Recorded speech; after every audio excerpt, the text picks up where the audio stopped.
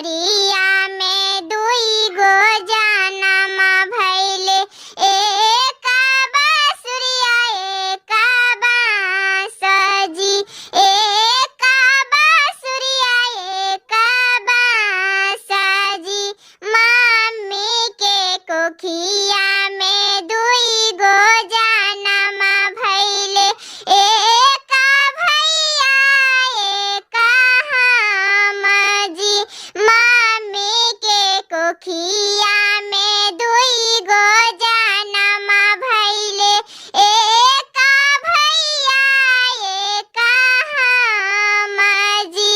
भैया के लिखला एहू रे महलिया, हमारा लिखल दूरा देसाजी, हमारा लिखल दूरा देसाजी।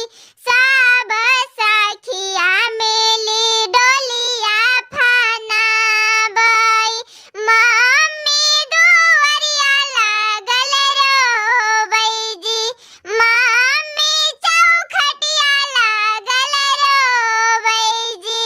हाथ में गमछिया लाए पापा समझावन, चुप रहो धनिया हमारा जी।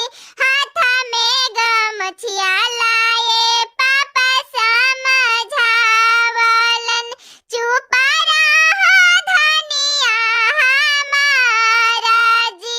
बेटिया के बदले पतोहिया घर वाला एबो, उहे पूरा करिहे तोहर आशा जी। बेटिया के बदले पतोहिया घर वाला एबो, उहे पूरा करिहे तोहर आशा जी।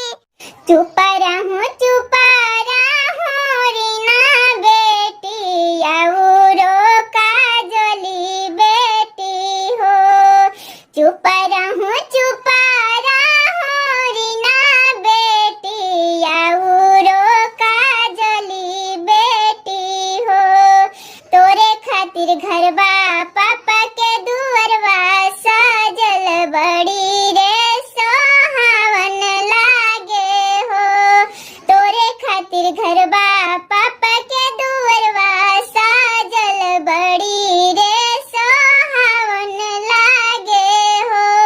कैसे चुप रही पापा हो तोहर घरवा, रात भर के बासेरा लागे हो।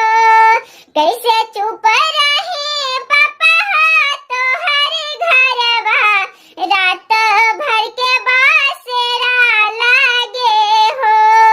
होते